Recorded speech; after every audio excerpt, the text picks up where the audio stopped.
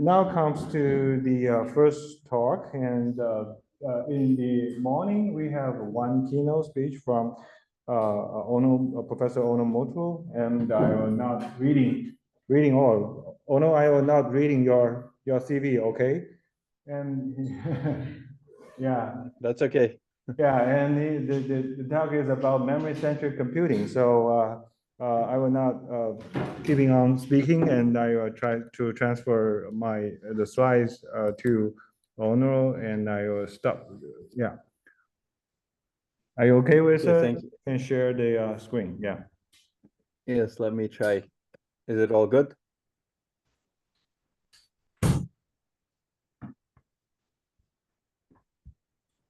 It's all good, right? Yes, it's all good. Okay.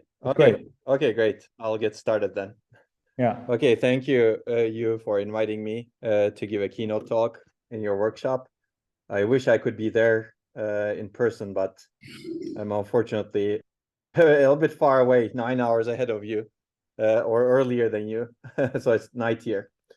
You had a nice introduction. I'm going to give some more motivation for memory-centric computing, and then hopefully define some terminology, and then give some examples of memory-centric computing using DRAM.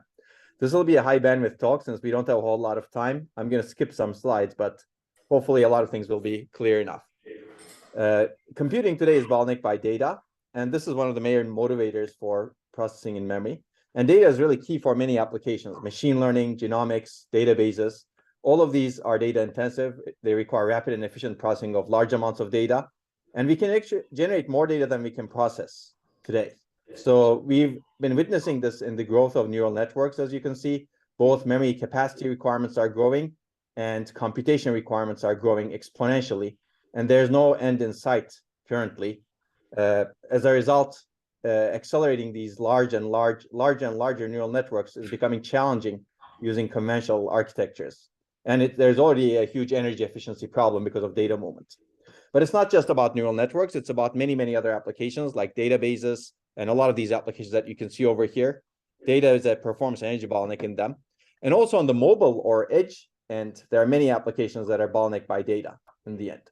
I'm going to very quickly talk about genomics. It's an area where data is really exploding because we can actually generate much more data than we can process because of the development of new technologies, new sequencing technologies. Again, I don't have time to dwell on this, but because sequencing technologies are so good, we can generate a lot of data.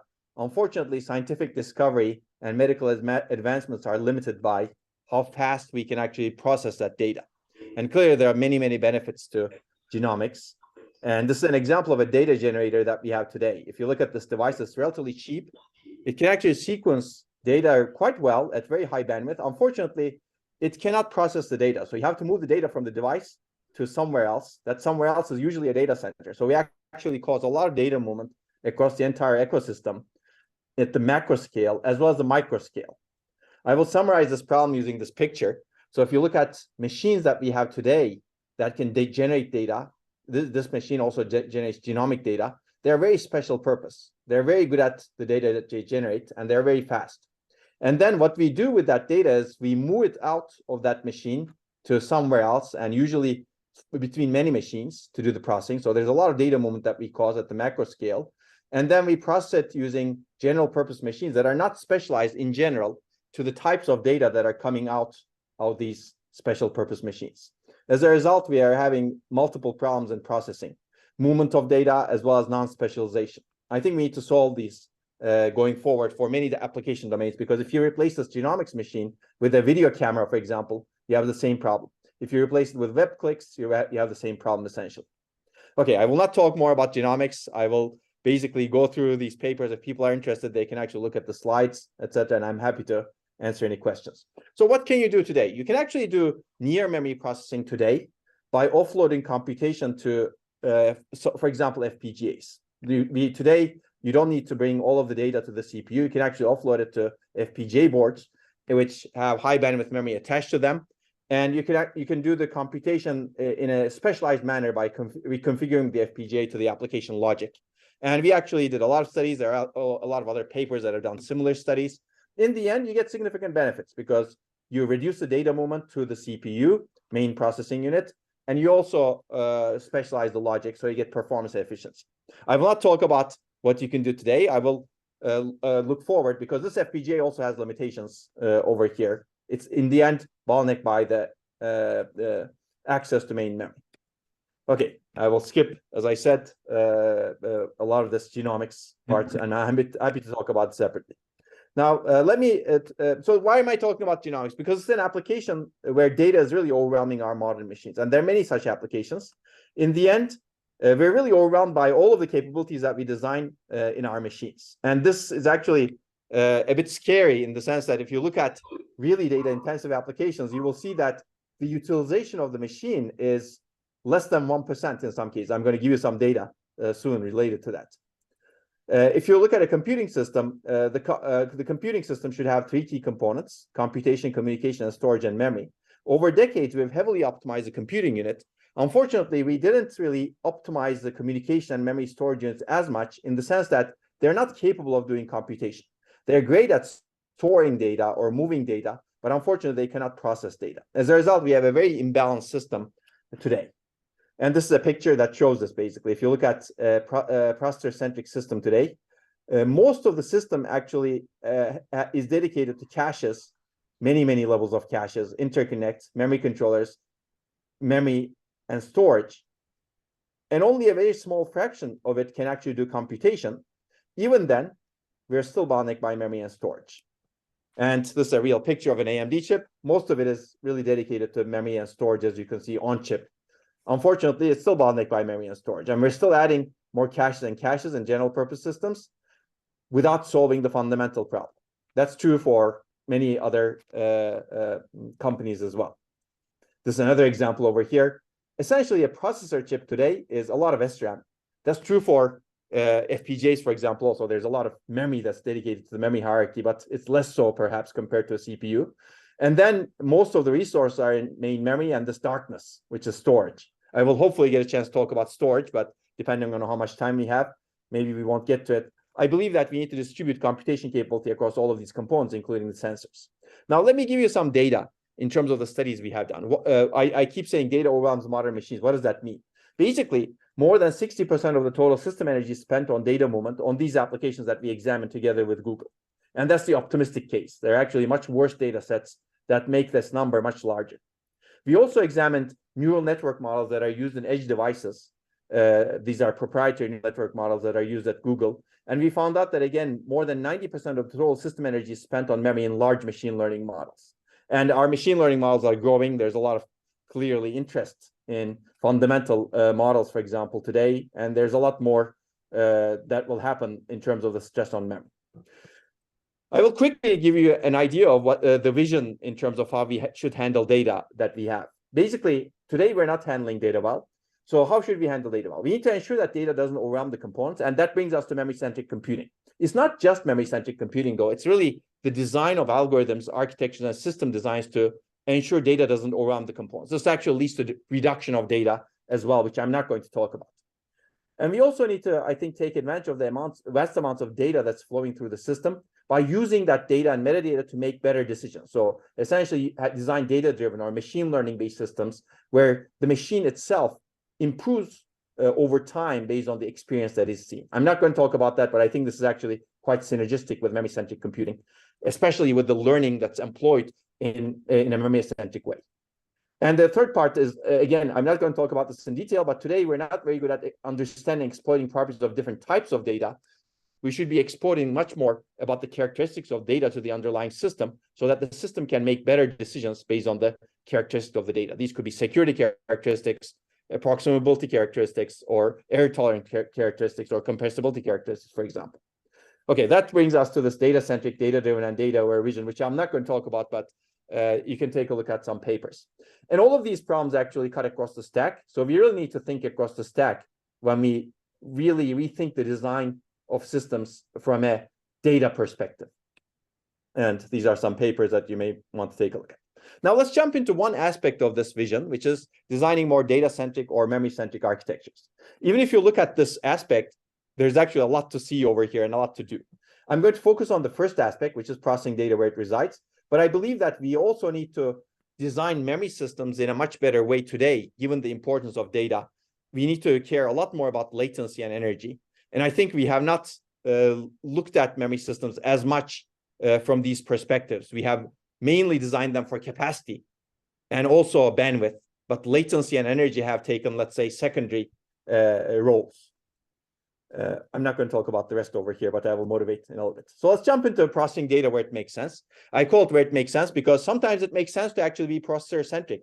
You need to bring the data to a very powerful processing unit from somewhere else and exploit locality in that processor. So that makes sense when actually the demands of the computation and the data require that. But we have no other choice today. Basically, processing data in a data-centric manner requires enabling choices across the system such that we can actually do the processing anywhere where it makes sense. This could be all of these components that you see over here, but there could be other components like the interconnect, network interface, etc. This is not a new idea. People have thought about this idea since 1960s. These are some seminal papers. If you find new papers or older papers, please let me know. And this is another paper that has introduced the idea. So what's new today? Basically, why hasn't this idea succeeded? Well, partially because the environment wasn't right, and we were never constrained as we are today. Basically, today we're having huge problems with memory technology.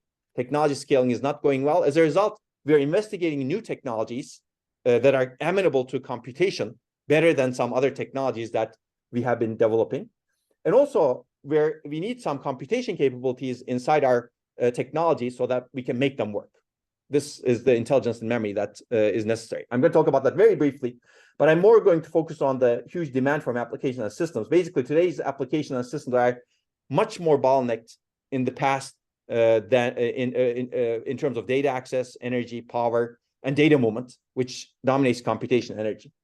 And also, I think our requirements have changed a lot. Today, we want performance, energy, and sustainability all at the same time.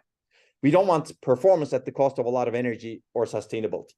And I believe we can improve all metrics by minimizing data movement. Basically, today we have this huge push from technology, device technology, memory technology, as well as applications and systems, and we have nowhere to escape. As a result, people have been looking at 3D stacked memory technologies, for example, where you can do computation on their logic layer. People have been experimenting with different types of chips. And more recently, this area has been exploding. There are companies that actually produce DRAM chips with general purpose processing elements in them. UPMEM is one of them. And then also major players like Samsung and SK Hynix introduced their DRAM chips that can actually do computation with a focus on machine learning acceleration. So these are not general purpose, but more specialized. Samsung has introduced buffer chips over here where they can actually do recommendation system inference in an FPGA. And also Alibaba has developed their own DRAM chips that can do recommendation inference. You can see that these technologies are all DRAM based. And one of the advantages of DRAM is it's everywhere. And I think it's interesting to look at. But certainly there are many other experimental chips and startups that are looking at DRAM, SRAM, emerging memory technologies, and also other storage technologies. I'm not going to cover all of them. I don't have time to cover that. If we have time, I will talk about some research in this real systems, but I don't expect to talk about it in detail. So let's talk about this memory technology scaling direction very quickly. Basically, we're having a lot of issues with the memory technology scaling. One example is RowHammer. I have separate talks about this, so I'm not going to talk about this here. But in essence, if you keep activating a row repeatedly, you get bit flips in physically adjacent rows. Clearly, this should not happen in any memory technology or storage technology, but we have these scaling issues that are unfortunately not good for memory reliability or security. And as a result, we see bit flips and reliability issues in the system and security issues. So you can read papers about it, but this is an example of a memory scaling issue that is demanding intelligence on memory. I'm not going into detail over here. So this requires intelligent controllers to fix it because you need to have a way of somehow identifying this problem with an controller and ensuring that these bit flips don't happen. There are other ways of fixing this, but they're extremely costly. I believe intelligent controllers are actually a good way of fixing it, just like we do in storage technologies today. And this is essentially happening today. So this is a paper from the International Solid-State Circuits Conference in February from SK Hynix, where they basically talk about the RowHammer problem, and they basically introduce logic, essentially a simple memory controller inside the DRAM chip to solve this RowHammer problem. So we're basically adding intelligence to existing DRAM chips, which many people claim that are actually very difficult to modify, but we actually have to add this intelligence to the DRAM chips today. So imagine what we can do if we actually add a little bit more intelligence to the computation inside these chips, so that we can actually reduce the data moment significantly. And you can read some of these other papers that have been written by Samsung as well. So, okay, this problem is not going to get better. So we keep showing different types of bit flip mechanisms. So expect that we're going to have more intelligence on the memory side. So you may say that, okay, DRAM is old. Maybe we should switch to another technology. And I agree that we should actually have other technologies going forward, because these enable computation mechanisms like I discussed, and like that will be discussed later on, I believe, in this workshop as well. Unfortunately, these memory technologies enable opportunities, but also they require even more intelligent controllers because they have other issues like endurance issues or write disturbance issues, etc., so that they can work. So the takeaway is basically we have nowhere to escape from a technology perspective, in my opinion. We need intelligent memory controllers to avoid many failures and enable better scaling. And this enables us to investigate new technologies that can be more capable going forward. Now let's talk about the system side quickly also. So basically today we have, we're bottlenecked by data access, energy, and data moment energy specifically. In my opinion, the key question that we should ask is, do we want a world that looks like this or that looks like this? I believe that we want high performance, energy efficiency, and sustainability all at the same time. Unfortunately, the fundamental design principles that we have in our systems goes against all of them at the same time. Basically, our computing systems violate all of those principles because we're moving data all around between the memory and the processor, storage and the processor, sensor and the processor. Basically, we have to move the data to a processing unit that's far away from where the data is generated or stored. As a result, we're causing great energy waste and great performance loss. Even though we try to avoid performance loss, we complicate our systems a lot with many, many mechanisms to avoid the performance loss, and they cause energy waste even more when they don't work especially. So this is the fundamental problem, basically. Today's computing systems are all processor-centric. At great system cost, we process data in the processor. And unfortunately, this is bad for performance. People have shown that processor-centric systems actually wait a lot for data. This is a beautiful article by Dick Seitz that I'm not going to talk about in detail. But basically, he ends this article saying that I expect that over the coming decades, memory subsystem design will be the only important design issue for microprocessor. This is a person who had designed one of the best CPUs in the world in 1990s. So there are a lot of studies, including some of our own from my PhD thesis, for example, that show that most of the time, a state-of-the-art processor waits for data. So even though it's a complicated processor. And this is another example from Google. This is a beautiful paper from ISCA 2015 that showed essentially that most of the time, a state-of-the-art processor waits for data. It's not doing useful work. It's just stalling for data. Okay, that was the performance perspective. In terms of energy, the problem is even worse. Basically, today, a memory access consumes 2 to 3 orders of magnitude the energy of a complex addition. And if it's a simple addition, actually, the difference actually is much worse. It's 6400x, depending on some technology assumptions, of course. And if your bit width is even lower, then the number is even larger. And imagine when you go to storage. Storage access is actually much, much more expensive. Today, we're actually bringing data from storage to memory to caches. And as a result, we see these numbers at the application level. Most of the system energy is spent on data movement and main memory. So basically, we do not want to move data. We need to have mechanisms to enable computation with minimal data movement. We need to compute where it makes sense, where data resides or is generated. We need to make computing architectures more data-centric going into the future. In the rest of the talk, I'm going to focus especially on memory, but I believe we need to be re-examining the computation capability of every single component that we have in the system at the macro scale as well as the micro scale. And in the end, I believe we need to have a distributed system with distributed agents that communicate with each other, and they're all capable of computation. And maybe there's no huge distinction between where computation is done. You just need to have different capabilities in different parts and decide where a computation should be shipped based on those different capabilities. So maybe there's no central processing unit anymore. But we're not going to talk about that. We're going to look at this processing inside memory and storage as an accelerator to begin with. So we have database, graphs, and media, or some applications stored in memory and storage. We query this memory and storage to execute functions, for example, or the applications. and the memory and storage returns the results. There are clearly many questions over here. How do you design the system? How do you design the software and hardware interface to enable this? How do you make it work? How do you design the system software compilers and languages to make it easier to program, for example? And how do you design the algorithms and theoretical foundations so that you take advantage of it? So there are many questions across the stack, which I'm not going to cover clearly all of them. I'm going to give some example directions in this domain.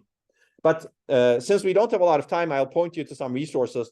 First, we've been updating this paper that talks about a lot of these issues, and some of which we will cover.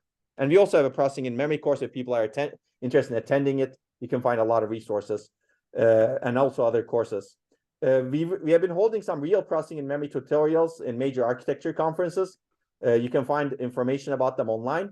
And there's an upcoming one at Micro on October 29. This is completely online, so people can join on YouTube or Zoom.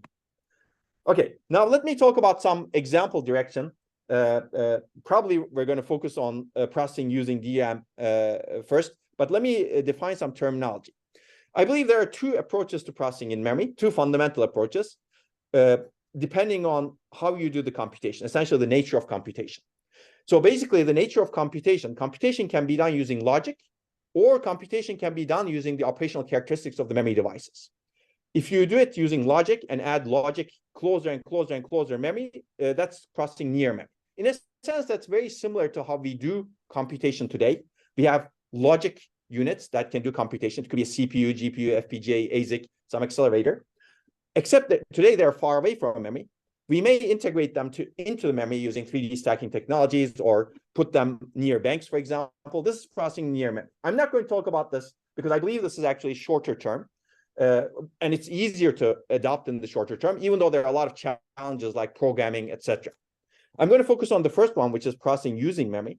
In this case, I think it's the issues are longer term because we're going to exploit memory and we're going to exploit the operational characteristics of memory to do computation. We're not going to add logic because every memory actually has some computation capability. But of course, we may extend this by adding more logic near memory. So these two paradigms are actually combinable with each other. And I believe in the end, we should really combine processing using memory and processing near memory. Okay, processing using memory is fundamentally analog operational characteristics, essentially. So this is the taxonomy. Very quickly, this nature is, I think, very fundamental. But then technology, this processing using memory or near memory can be exploited, coupled with any kind of technology.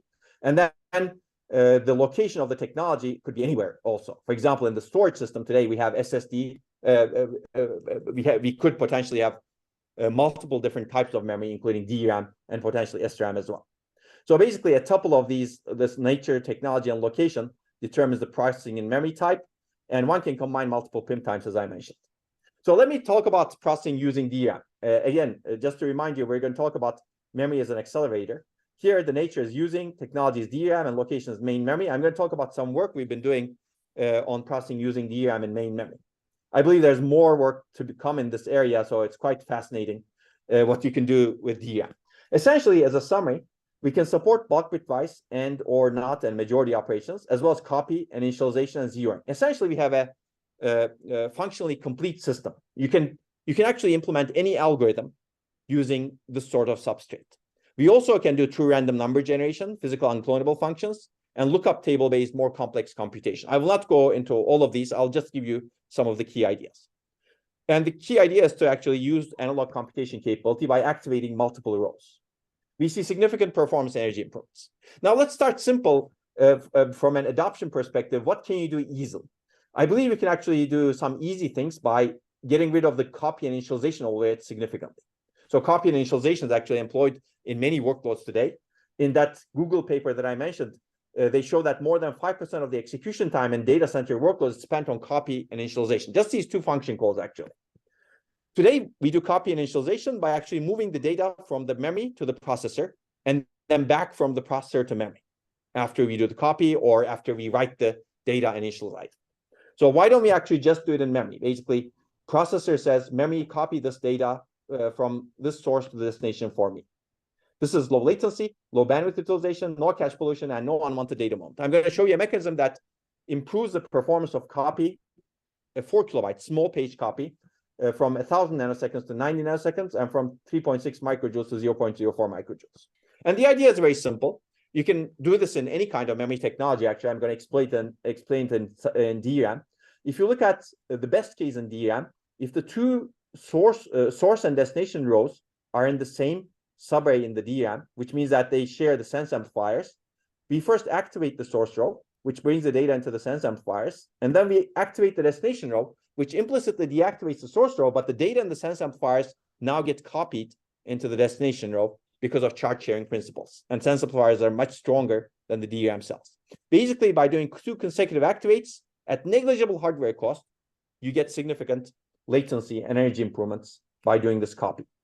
And this is just a 4 kilobyte copy. Actually, if you do larger copies, your improvements amplify. Now, this is nice. And we showed a lot of application benefits, and this is very, very low cost. Later work, 6 years later, showed that you could actually do this in real DRAM chips by violating timing parameters. These folks used an infrastructure that we developed called SoftMC, and they violated the timing parameters, and they basically showed that you could do row clone in real DRAM chips without modifying the DRAM chips quite reliably. Now, we built on their work, and we actually showed essentially released an FPGA-based framework called PyDRAM, where people can actually develop an end-to-end row clone mechanisms, take advantage of applications, row clone end-to-end using real DRAM chips. We also actually have true random number generation mechanisms. You essentially have a random function call that's used by your application that gets shipped to our FPGA board. And in our FPGA board, we have a memory controller that violates the DRAM timing parameters to generate random numbers, for example, or to do a page copy and page initialization. So people can use this board. We actually demonstrated some results with it, which are quite good. If people are interested, we'd be happy to support it. It's all open source and public. Okay, so I've been talking about copy initialization, a little bit about random number generation, but let's talk about actual computation, actual logic. Basically, as I said before, we can do some simple operations, but emerging memory technologies clearly have other opportunities, like matrix vector multiplication that is done in some memristor type of technologies, RAM technologies. And I believe these technologies have a lot of promise. In DRAM, it's very difficult to do matrix vector multiplication because of the structure of DRAM. But I'm going to tell you what you can do in DRAM, and this is actually doable in a fraction of the DRAM chips by violating the timing parameters as well. So we're looking at 3 DRAM cells over here, and each DRAM cell is connected to a word line. Essentially, it's one cell in an 8 kilobyte row, for example. So imagine the operation that I'm going to describe being done on 8 kilobytes, and then you imagine that being replicated over thousands of subarrays. So you can actually do this on millions of bits at a given time. Now, if you concurrently activate these 3 cells in DRAM, what you get is a bitwise majority function. If at least 2 of these cells are charged, you get the charge state at the end based on circuit principles. If at least 2 of these cells are discharged, you get this discharge state. And that's bitwise majority, and that's a beautiful function. This is purely charge sharing based operation, as you can see. Now, bitwise majority can be rewritten by taking C out. If you set C to 1, you get the OR of A and B. If you set C to 0, you get the end of A and B. Now you have bitwise AND and bitwise OR, which is nice. What's missing is bitwise NOT. But bitwise NOT already exists actually on the other side of the sense amplifier. We just need to supply it to this subarray or to some other subarray. Essentially, supplying bitwise complement or NOT inversion operation is a little bit more costly. You need to change the circuit. That's why we cannot, by violating the timing parameters, we currently cannot see this NOT operation, but we can actually easily see the majority function and NOT and AND and OR operations. Okay, so what's this useful for? Clearly, this can be used for any application as long as you rethink the algorithm significantly, such that you take advantage of bitwise operations. But there are already some algorithms that are designed for these bitwise operations, actually. Bitmap indices, for example, generate lots of bitwise operations. A lot of databases are rewritten. Bitweaving database was rewritten such that you can maximize the bitwise operations. Microsoft had this web search engine where they rewrote it such that they could maximize the bitwise operation. And there are many, many other applications that are already taking advantage of these bitwise operations. We mapped some of them in our work, and we see significant performance improvements. This is a database, the bitweaving database. Again, I will not dwell on a lot of results at this point because we don't have a lot of time. But I think there's a lot of benefits to be gained over here. Later, work actually replicated these benefits. Now, let me talk a little bit about the programmability challenge. How do you make this more programmable? And this is actually one of the big issues to get these systems adopted. I'm going to talk about the programmability aspect from this bulk bitwise computation. We've designed the SIMDRAM framework. The idea is essentially user can specify any type of operation using and or not logic. This could be a convolution. That could be a matrix vector multiplication. It could be any operation, basically. The circuit can be as large as it needs to be. And our framework takes that and converts it into majority inverter graphs. And using design automation tools developed by EPFL, we actually optimize that graph. And then we turned it into a sequence of DRAM commands that triple row activation, for example, or row clone operations, etc., which is essentially a microprogram that gets stored in the memory controller. It has to be inside MVM and brought to the memory controller. Essentially, you associate this with an instruction. It could be a convolution instruction, for example. And when the convolution instruction is called by an application, this microcontroller executes the microprogram by sending commands to DRAM. Essentially, the programming model doesn't change. The programming model is sequential, and we add PIM-enabled instructions that get executed in a bulk bitwise manner inside memory. And we see that we get significant benefits over this. It actually is better than prior works on bulk bitwise computation that we have done in terms of both performance and energy. And you can actually do some complex operations. You cannot do all complex operations, so there's a lot more work to be done in this area to make this more powerful. So if you want to do more complex operations, look up table-based execution is actually quite important. I don't have time to go over that, but I'd be happy to talk about it separately. So what else can you do by actually exploiting analog operational properties of memory? I believe there's a huge need for security functions in memory. So we've been looking into that. We need a device identification, for example, so you can actually generate physical unclonable functions. If you violate the timing parameters of DRAM, we've shown that in real DRAM chips, some cells fail quite consistently, and the failure pattern across the memory provides a fingerprint of the device. Essentially, you can identify the device remotely, and that enables remote attestation, for example. Similarly, some cells fail randomly, and these are great random number generator cells. So you can actually generate random numbers using the analog operational characteristics of DRAM. Again, I'm going through this paper, but these are actually real studies with real DRAM chips that show real results and that show actually quite good random number generation quality that that passes all the NIST tests, for example. And we have some other works that do better random number generation that I'm not going to talk about. Let me quickly talk about some other technologies. So you can actually do this sort of bulk bitwise computation in other technologies. We recently published this work at Micro 2022 that shows using real NAND flash chips that you can actually do bitwise OR and bitwise AND with a single sensing operation at high reliability. And we see significant performance improvements compared to processor-centric systems, near flash processing systems, and a prior work that actually looked at something similar in a less efficient way. And this is low cost and requires no changes to flash arrays. Let me give you the basic idea. Basically, the basic idea is very simple, essentially. If you, it's very similar also to what we have discussed. You have many operands in flash chip, assume that they're in the same block. If you concurrently activate all of those pages, what you get is an AND, bitwise AND of all of those pages, essentially. And you can do this with simultaneous sensing. You don't need to actually do multiple sensing operations that increase latency significantly. This is low latency. So there are multiple aspects of it, which is the multiple word line sensing. But the question is, of course, how do you make it reliable? Reliability is always a key concern with this sort of analog operational characteristic exploitation. So in this case, we actually had access to real NAND flash chips, and we were able to characterize the reliability of this operation. And we propose an enhanced programming mechanism to ensure that you don't get errors in this operation. Basically, you cannot operate these. Unfortunately, we don't have a way of operating these in multi-level cell mode, so we resort to single-level cell mode. But even in single-level cell mode, reliability is a concern, so we actually propose some mechanism. I don't have time to go over this, but I'd be happy to talk about it. Okay, so how do you do the AND? Essentially, if you concurrently activate multiple word lines in the same block, a bit line reads as one only when all of the target cells store one, because the flash cells operate as resistance or open switch, depending on what they store, 1 or 0. And they all need to operate as resistance so that you actually get a 1 in the end. So this is a bitwise AND, basically. And we show that you can actually do bitwise AND across 48 inputs, meaning 48 word lines. Okay, And bitwise OR is actually across the different blocks. If you do a multiple word line activation across different blocks, you get a bitwise OR. I'm not going to go through this in detail. Essentially, it's the analogous. So bitwise N and bitwise OR are actually new, but you can actually do a bitwise NOT, which already exists. You can do an inverse read in Flash, and you can actually do all of the other operations. I'll refer you to the paper for more detail.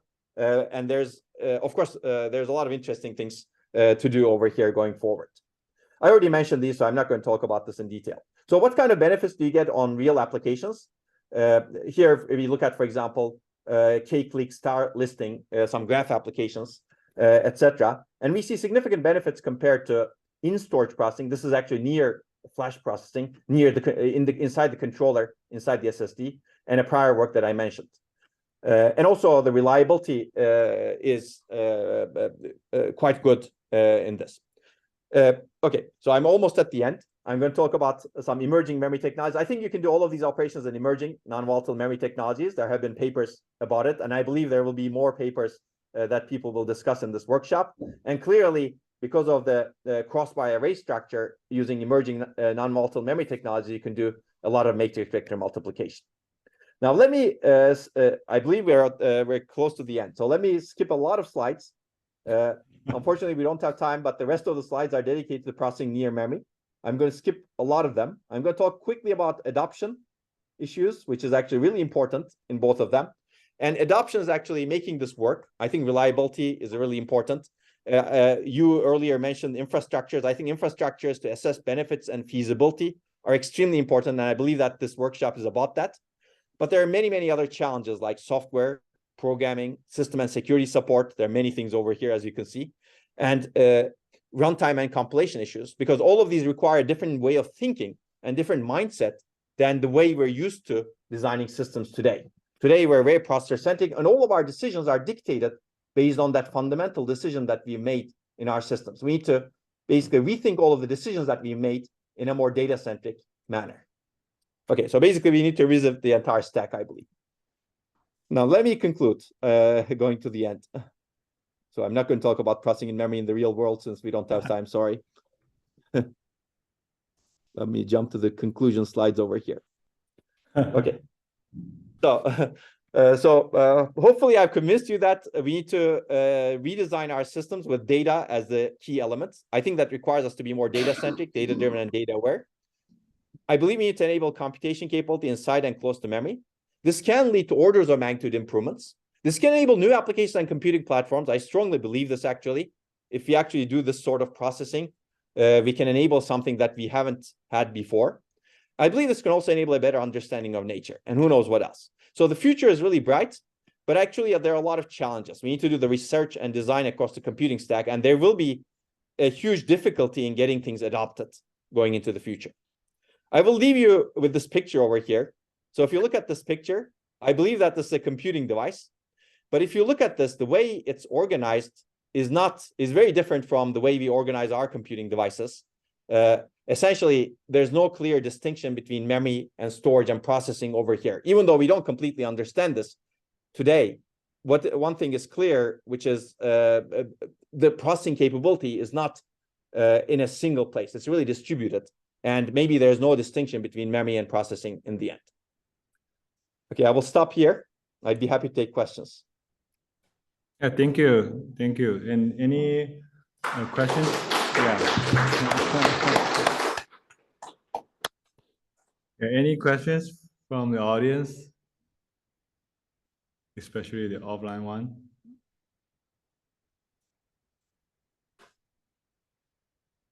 No? Yeah, please. Please. Yeah. Yeah, maybe you come here. We don't have a microphone. Yes. Yeah, please. Hi, I'm Henri Charles from CE in Grenoble.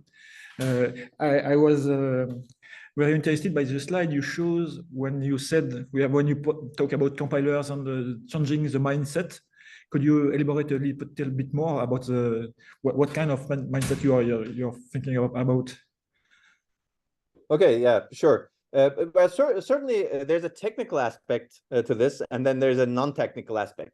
Essentially, the way we design our computing systems, our mindset is very compute-centric, right? We're very set, all of our industry is based on that compute-centric mindset. And all of our technical decisions that we make in our systems are based on that mindset, essentially. That's what I mean, really, going away from this compute-centric mindset. It dictates all of our decisions. For example, I'll take an example of data mapping. The way we do mapping of data across memories today is designed to serve only the processing unit, right? We have a CPU or a GPU, and the mapping is dictated to make sure that the CPU gets the highest bandwidth. It's not designed for processing in memory. If you want to actually do processing near memory or inside or using memory, the way I described it, you need to map the data in a completely different way. It doesn't get aligned with how we map the data for CPUs. And this, the mindset, and sometimes we don't even acknowledge that this decision is because of this assumption of processor centricity, let's say. Okay. That's, it's so ingrained in our mindset, basically. Okay, thank you. You're welcome. Thank you. You have a question? Yeah. Hi, Professor. Thanks for your nice talk. I have a question about we have many different approaches to implement the processing memory or processing near memory. So when I have a workload, for example, like a large language model or a recommendation model, how can I choose which approach is the best suitable for the applications from different memory technologies and different in-memory computing approaches? Mm-hmm. Yeah, I mean, this is not an easy question, basically. This is one of the things that we need to develop better in our community. We need to actually have infrastructures to decide what type of processing in memory is a good match for what type of application and function the application. So I think there's a need for tools. But one of the things that you could potentially use is analysis of the applications. Let me actually pull up some slides over here that I skipped. So we have been developing some tools to this end. One of the tools is, if I can find it over here, it's best to search probably, yes. This DAMU analysis methodology and workloads.